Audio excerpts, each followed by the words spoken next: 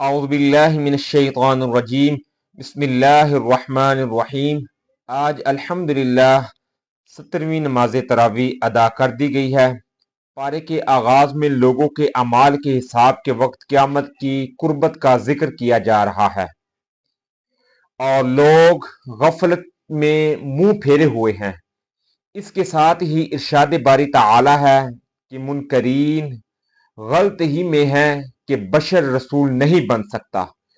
وہ قرآن کو خود ساختہ تصنیف اور کلام شاعر سمجھتے ہیں۔ اے نبی صلی اللہ علیہ وسلم، ہم نے آپ سے پہلے بھی انسانوں ہی کو رسول بنا کر بھیجا جن پر وحی نازل ہوتی تھی۔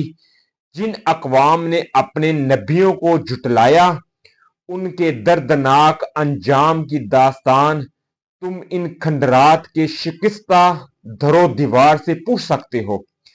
غضب الہی کی آگ نے انہیں اپنی لپیٹ میں لے لیا اور وہ اپنے انجام میں بد سے بچ نہ سکے۔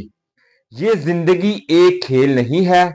اگر زمین اور آسمان میں اللہ تعالی کے سوا اور بھی خدا ہوتے تو کائنات کا نظام بگڑ جاتا۔ فرشتوں کے متعلق غلط عقیدہ کا بطلان کیا گیا ہے کہ وہ خدا کی اولاد نہیں۔ توحید، نبوت اور آخرت کے بارے میں مشرکین کے شکوک و شبہات کو بیان کیا جا رہا ہے اور بڑے حکیمانہ انداز میں ان کی تردید بھی کی ہے۔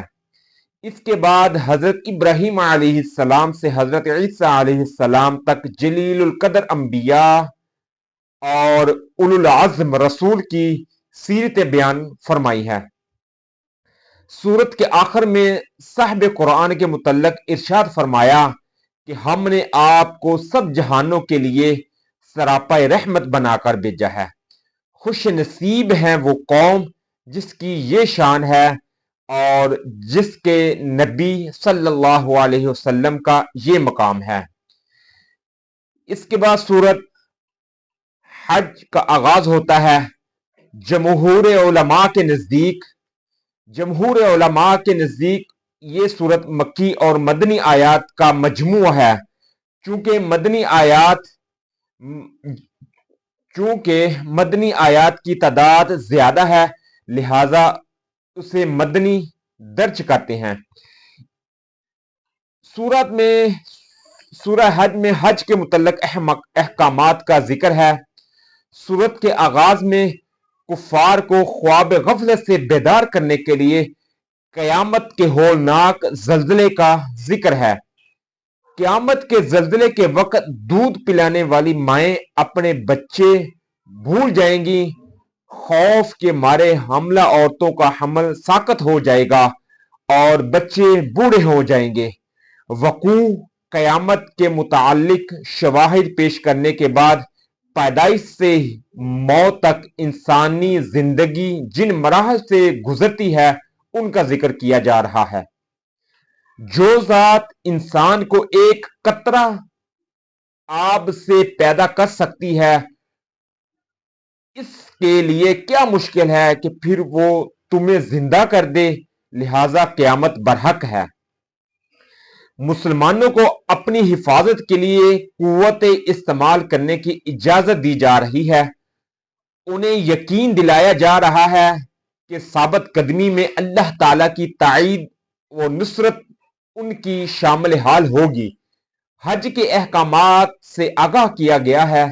اب مسلمانوں کو بتا دیا گیا ہے کہ اللہ تعالیٰ کو تمہاری قربانی کے گوشت اور خون کی ضرورت نہیں کہ تم اسے اٹھاؤ اور خانہ کعبہ کی دیواروں پر مل کر انہیں آلودہ کر دو۔ اس کی جناب میں تمہارا اخلاص اور تقوی شرف قبولیت حاصل کرے گا۔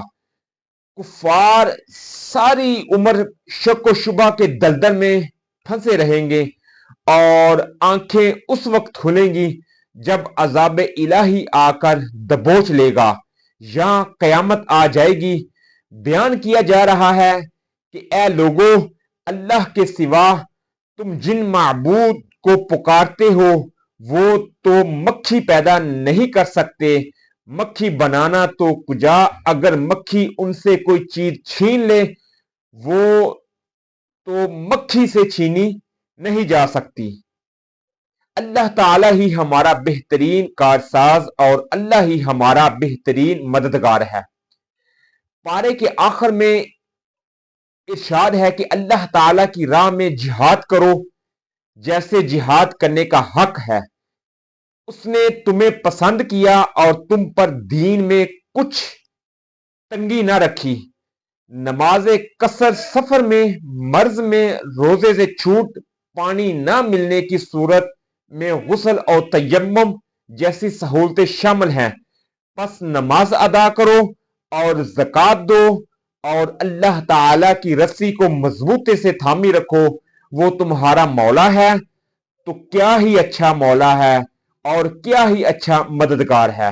اللہ تعالی سے دعا ہے کہ اللہ تعالی ہمیں قرآن کو صحیح معنوں میں پڑھنے کی توفیق عطا فرمائے اور اس پر عمل پیرا ہونے کی توفیق عطا فرمائے۔ وما توفیقی الا باللہ۔